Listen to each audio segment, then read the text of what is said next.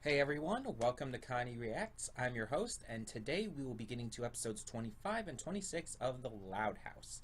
Now, before we begin, if you are new to this channel, and it's a new channel, so a lot of you are new to it, but if you are new to Connie Reacts in general, you may be wondering, okay, why is this person starting on episode 25 and 26 of the first season?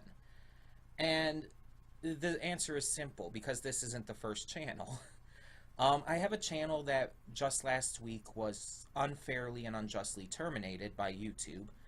And to put it short, while I'm working on getting it back into place, I'm using this channel and this new account in order to get things back to normal, to get back to reacting and whatnot. So, yeah, were reactions to episodes 1 through 24. Um, they were just on the channel that was terminated. So hopefully I can get that back soon. But in the meantime, we are on this channel. So yeah. For those of you who have came over from the past channel and from social media and other places you know me from, hi. Welcome to Connie Reacts. Welcome back. And yeah, we are getting on with this. Today we're getting back into the swing of things because I've just really wanted to get back into reacting since this past week or so having off and everything. Because of all this issue with YouTube. But yeah, we're getting back into it now, and we are here for episode 25 and episode 26, the final two of season 1 of The Loud House. Now, I'm just going to say right off the bat, for those of you who have been here before, you already know, I will not be going straight into Season 2 of The Loud House.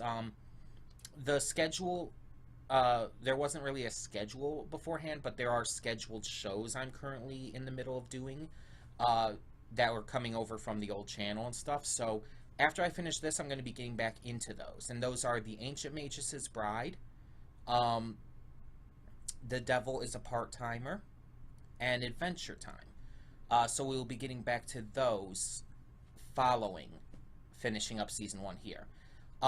We will also be getting into Star Versus, the new episodes that have just started airing with that. We will be getting into some other anime shows that are starting up next season as well, which start next month actually in April. So we've got plans. We've got plenty of plans going, and I'm excited to see where they end up going to. I don't know everything I'll be reacting to for the next season of anime. I know My Hero Academia Season 3 is definitely going to be one of the shows, but otherwise I'm not entirely sure. Because there's a lot of good stuff coming out this next season, and I'm not sure exactly what I want to react to.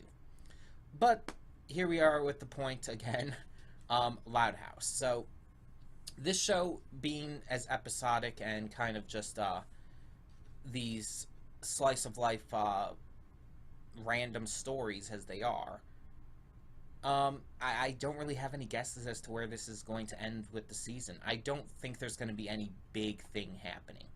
I don't think we're going to have like some big grand like full half-hour special or anything for episode 26. I don't think we're going to end off on like this grand finale. I just don't see Loud House doing that. This show is too episodic for that kind of thing to make sense, and honestly, I feel if they tried to do that, it would just come off as forced. It wouldn't make much sense, and it would just feel like it was forced in for the heck of it. So yeah, it's just, I really don't think that's gonna happen. Although, the only thing I can say, the only thing I can even guess is that the final episode will be something involving everyone. The entire main cast, which, of course, Lincoln and his 10 sisters. I don't think it's going to focus on any specific character. Because it would just feel weird to like have a specific character-focused episode for the last of the season. Or even the first of the season. Have those sprinkled throughout, but not at either of the bookends, you know? That's really all I can guess, though. Otherwise, I really have no idea. Now, also, if you are new to the channel, you are new to this format of how I do my reactions. See, I redirect everything. So that means that I post the reaction itself on another site, and you follow the link in the description below to get there. This video you're watching now is just the redirect, as well as my pre-thoughts and my afterthoughts. So when the screen fades to black and then fades back in, everything from that point forward will be my afterthoughts and will contain like my feelings on what actually happened in these episodes. It's basically like you see a lot of reactors. They'll do that. Like after they watch something, they'll talk about it. They'll talk about what they thought of it, what they feel about it, what they feel about what happened in it, and the characters and the development, all that jazz. I do that too, but I do that as part of the redirect video. And the reason is because of copyright. It's as simple as that. A lot of times copyright can just be a hassle on YouTube, even though, you know, reactions are perfectly within just legality because of the fair use law. They don't care. YouTube doesn't care, and a lot of these companies that own the rights to these shows don't care. So they're going to claim against the videos anyway, and it's just too much of a hassle. So I put my videos on both Google Photos and BitChute, both of which will be linked to down below. It'll be the same video on both for this. It'll be my reaction to episodes 25 and 26 on both. They're the same video. You could just watch it at either source. Because some people, they've said that BitChute doesn't work for them, and some people have trouble with Google Photos, etc. Those are the two I use. So, yeah, it's the same video on both sources down below.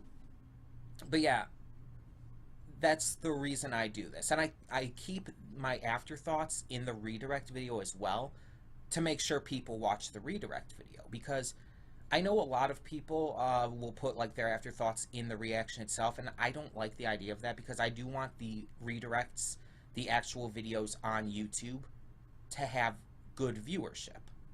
I don't want people just like clicking on the video, pausing, and then going to the description and never watching the actual video. I want the video to have some viewership because views only count after a certain amount of time on the YouTube video. So if people are watching for and listening to my afterthoughts, it counts for that. So, right? It's a sneaky little way to get those views, you know? Not that I do this for the views, but of course I do want views, you know? So yeah, we are going to just get into this. So as I said, when the screen fades to black, pause this redirect video and go into the description below. Follow one of the two links to either BitChute or Google Photos, which will lead you to the reaction. And after you watch the reaction, come back here to the redirect and resume play. Because at that point, after it fades to black and then fades back in, everything from that point forward will be my afterthoughts and will contain spoilers to the episodes. They will have all my thoughts on what happens outside of what I say in the actual reaction. So that being said, thank you all so much, whether you're new or returning, for joining me today, and I'll see you at the reaction. Okay, and we are back, and we'll begin with spoilers in 3, 2, 1, now.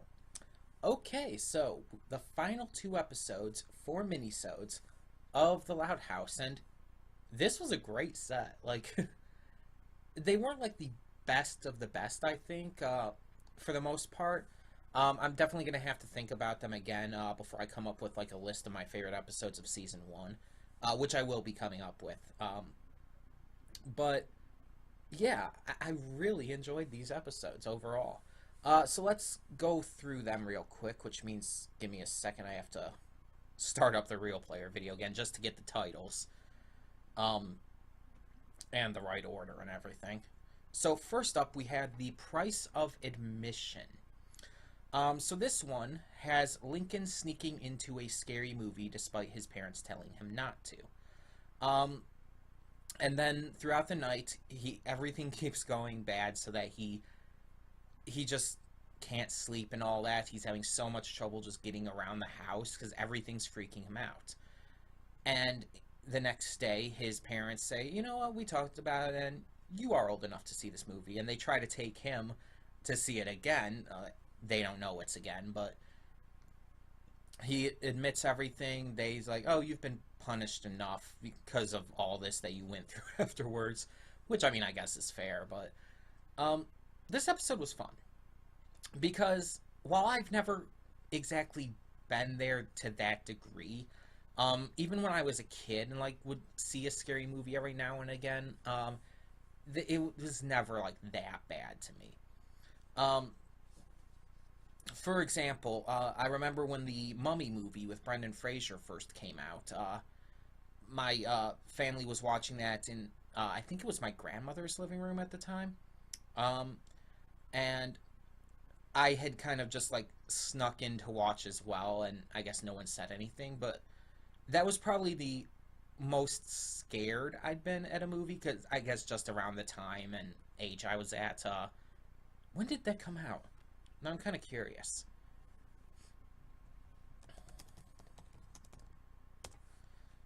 I'm actually legit 1999.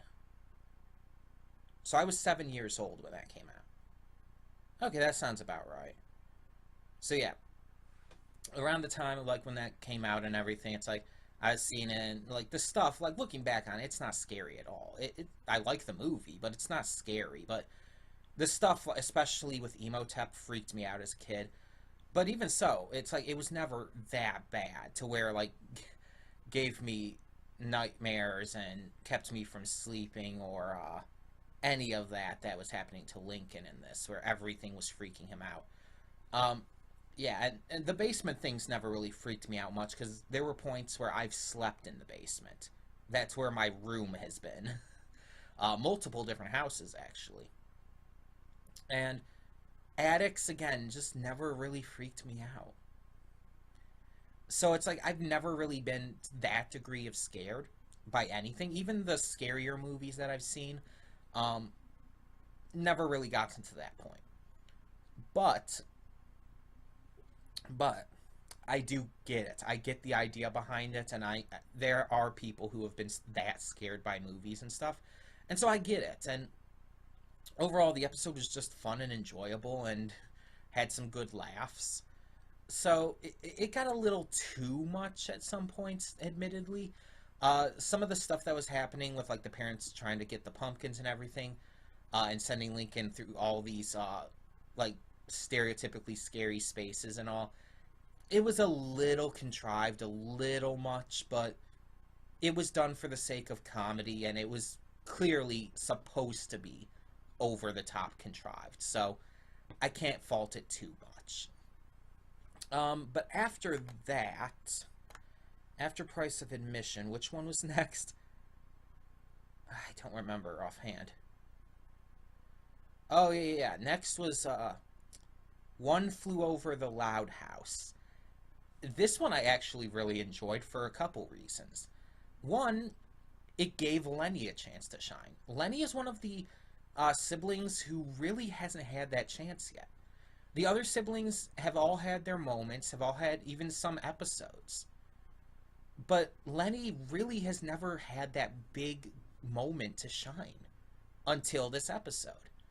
Um, Before this, she's always been viewed as, oh, she's the, I don't want to say stupid, because, I mean, it almost sounds mean. And by no means do I dislike her character or anything, or I don't even really think she is. She's dumb, yes. She is definitely the stereotypical dumb blonde, who's really into like her looks and makeup and going to the mall and stuff. She's very stereotypical, but taken to a almost silly degree. um, but then again, most, if not all, of these characters are so over the top, which is very intentional. But I don't want to call her like just straight up stupid, because she has moments, such as in this episode, where she shows that she actually does have the ability to critically think, to make proper decisions and come to the right conclusions about things. In this scenario, Lenny is the only one thinking properly about this situation. A bunch of the family is sick, and the few outliers are trying to get through things without catching it, and they're trying to escape and get to, I guess, Clyde's house for some good food, basically. Or no, Clyde's coming there. They're just trying. No, they're trying to escape the. They are trying to escape the house at first. Okay, so they're trying to get to Clyde's, and Clyde ends up coming there in the end. But um, they end up. It like becomes like this zombie kind of movie thing, and it's like that's hilarious. The just I've seen that concept done before, where the idea of like being sick that badly with the flu is kind of like a zombie virus. That kind of thing's been done before. But the way they did it with the music in this, with the visual cues and stuff, was really well done, like legit. um, but in the end, yeah, Lincoln and the others were wrong. They were trying to escape and just kind of hide away from the house, while Lenny, of all people, was like, "No, we need to take care of them. They're sick. They're probably suffering to a point. We need to help them." And she's thinking about it. She's like, "Oh, cough drops, tissues. She has face masks to protect herself." Yeah, she's critically thinking properly here. And she's shining. She's showing her kindness. She's showing how just caring she is for others. And it actually helped develop her. It made her come across as not so much of just the typical dumb blonde caricature, but that's her character. She's kind, she's nice, she's loving. And I love that. I love that this episode gave more to her and made her more than just that stereotype caricature. It gave development to her in such a meaningful way. And it wasn't a lot. I'm not saying it was like the biggest and most amount of development we've had for any characters in this season. Not by any means. But it was legitimately really meaningful. In fact, I'd compare it to that other episode, like, I don't know, like a few episodes back, I'll just say that, when Lori was, when she got the job at the arcade and all. And she showed some growth and development in that episode. I'd compare it to that. It wasn't a lot, it wasn't anything big or spectacular, but it was meaningful. And it made me like her character more, and I liked Lenny. I thought I think she's cute, she's funny, she's just lovable. Like, you can't hate her. So I enjoyed her from the beginning, but this one made me like her just so much more. I'd say she's up there for me. One of my favorite Loud siblings, for sure. But after that, let's see, what was next? Study Muffin. Oh, this one. This one was interesting. Like, it's, honestly, I'd say it's my least favorite of this set. But that doesn't by any means mean it was bad. It was a great episode. I really enjoyed it. But it was my least favorite of this set. That's not saying a lot, though. Again, great set. Amazing set to end off on. So this one, Lincoln gets a tutor because he's afraid of not passing the 5th grade. So he gets this tutor to help him in his studies. And we find out he's actually really smart. Like, he has a lot of knowledge in that head, despite doing stupid things every now and again. And I like that. Because we have the one sister who, again, it's really hard for me to remember all their names. Lisa, I want to say? I think it's Lisa. We have the one sister, again, I'm just going to say Lisa for now, who's the brain of the family. She's like the brainy one, the scientifically minded character. And she's kind of the stereotypical nerd. But finding out here that Lincoln is also really smart, like legitimately really smart, to the point where he would ace every single subject, that's actually, I feel, important to this show. Because yes, we have the stereotypical nerdy character with Lisa. But to find out Lincoln is also really smart shows that intelligence can come in all kinds of different packages. Yes, there are people out there who are stereotypically nerdy. They have the glasses, they have the lisp, they're super into the science stuff. There are those kind of people out there. But there's also just ordinary, everyday people as well who just happen to be really smart. Like Lincoln, he's kind of the everyman kind of character in this show. He doesn't have any big gimmick to his character like every one of his sisters does. The only thing you can really say about him is he's just an ordinary fifth grade boy. He's really ordinary. And that's not a bad thing at all. Because that means that so many different viewers can see themselves in him in different ways and for different reasons. While like other characters, like I'm not going to see myself in Lori. I'm not going to see myself in Lisa or in Lucy. But I can see a little bit of myself in Lincoln and the things he likes, the things he's into, the things he does, all of that kind of stuff. And it's like, not everything, of course, not every bit of him is relatable, but there are parts of him and parts of his character that, yeah, I can get into. And I think that could work for almost anybody. I think that could. So, I like that he kind of balances off the crazy, over-the-top caricatures that his sisters are by being the kind of everyman character. I like that. But yeah, we have his tutor in here who is apparently from England, from what we can tell. And he's apparently attractive, like legitimately in canon, really attractive, to the point where all of Lincoln's sisters, every one, and his father, and the animals, all of them are head over heels for this dude.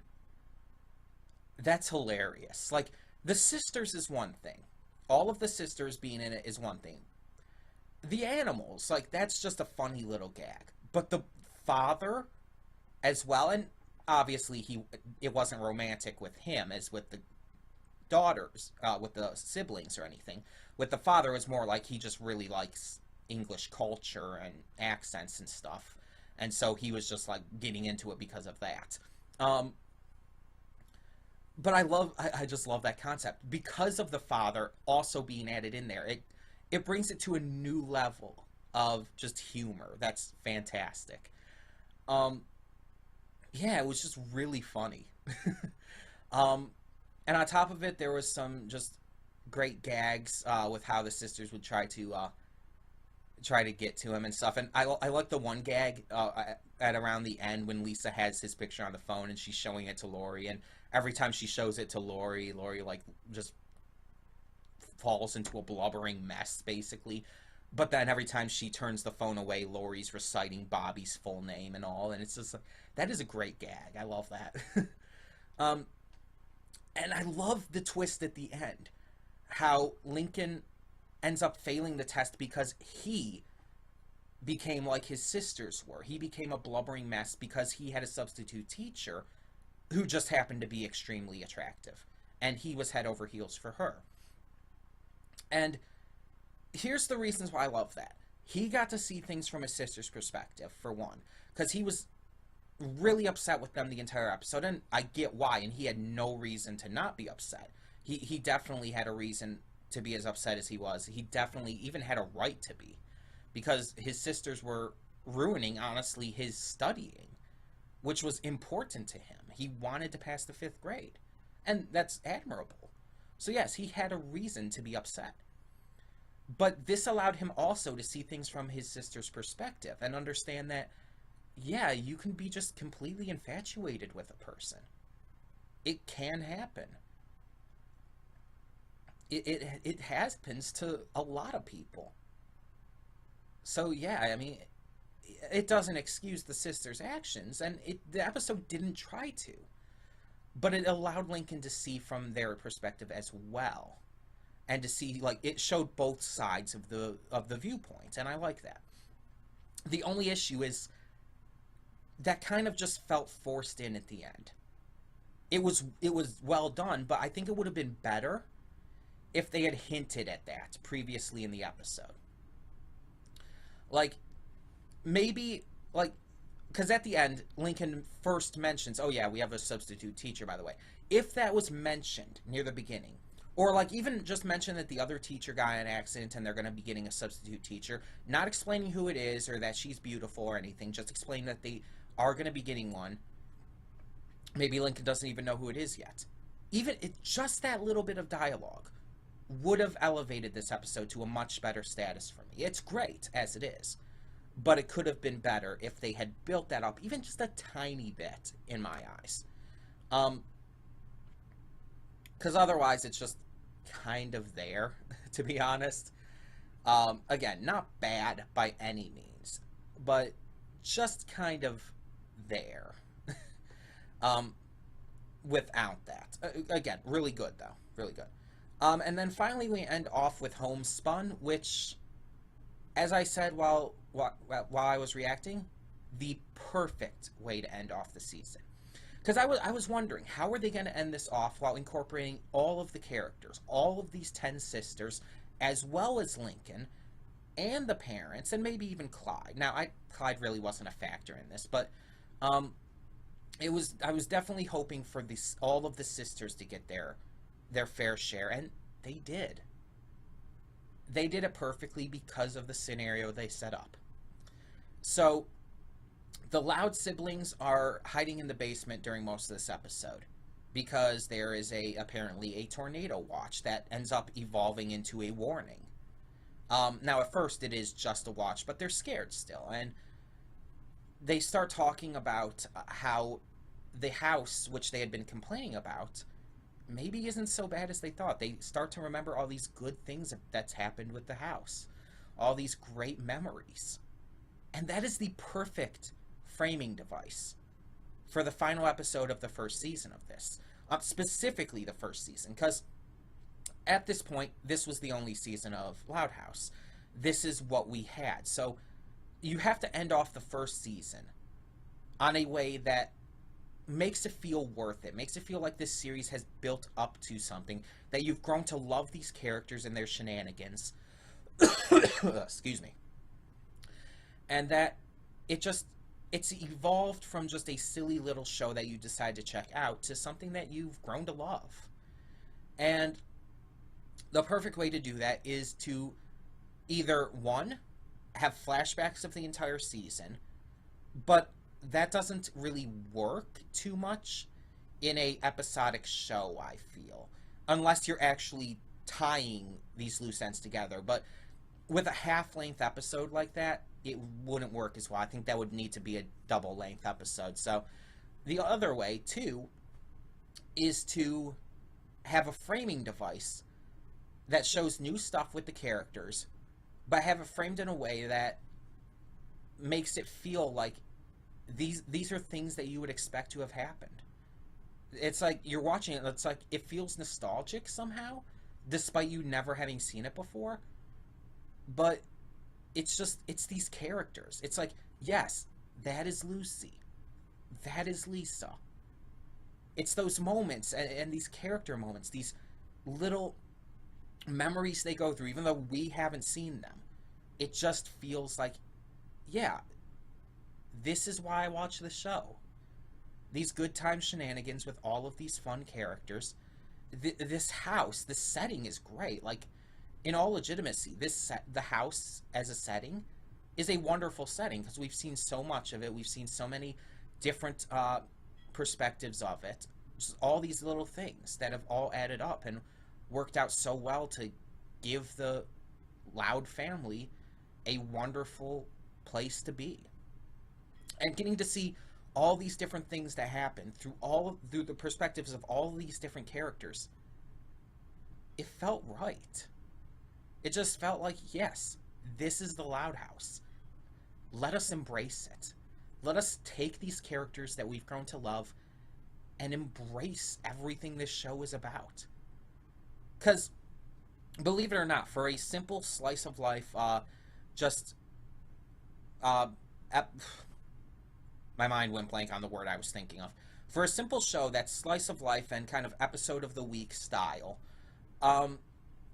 this show actually does have a recurring theme. that is present in almost, if not all, of the episodes. Family. That is the running theme of this show. And it's an important one. And it's not just the Loud family, even. It's Clyde's family as well. And it's the people that you love to such a degree that they feel like family, such as with Bobby and Ronnie Ann, even to a lesser degree, because we haven't seen a lot of her, to be fair. But like Bobby, it's like, yeah, he's part of the family too, in a way. Not literally, but you know what I mean. It's like this show tackles unconventional families in such an amazing way. I mean, not just the Loud family, which is unconventional, just how many kids there are, but like Clyde's family is a big example of that. He's the son of two gay men. He has two fathers. You don't see that in many, if at all, any cartoons. Yes, you'll see an unconventional family, but the family of two gay men, it's like you don't see that because it's such a controversial subject in our world today. So when you have a family like that in television, it's like it's rare. But to see it done so well, and to see Clyde's family being that believable and that relatable and just real, it's great. And yes, that is the theme of this show, family. And this episode, this final episode of season 1, encapsulated that perfectly. They are a family through all the hard times and the good times. Because this episode wasn't about the house. They tried to make us believe it's about the house, that it's about the setting and everything, but no. You know what the one thing that all of those memories had in common were? Each other. The family. Yes, the house was a theme, but that was the, how do you put it? That was what was telling the story of the family, what was putting forth that theme of family. It was the house, it was a plot device, that's what I'm thinking of. The house was the plot device to sell the theme and idea of this show. And in the end, even, like when they're painting the house all together and then they all place their handprints on it, that had nothing to do at all with the house. That was a sign of them being a family together. When you see at the beginning of the episode everything's going wrong with the house, they're complaining about how messed up the house is and stuff and all these problems it has, that represents the hard times the family's gone through. And we've seen that in episodes. We've seen these 11 children. 10, because you're not really going to count the baby here. But you see them fight, you see them argue, you see them have trouble with each other. But then it goes to the good times as well in their memories. And you see how they react and act towards each other. You see how they love on each other. And you're reminded how throughout this entire season, you've seen both of those extremes.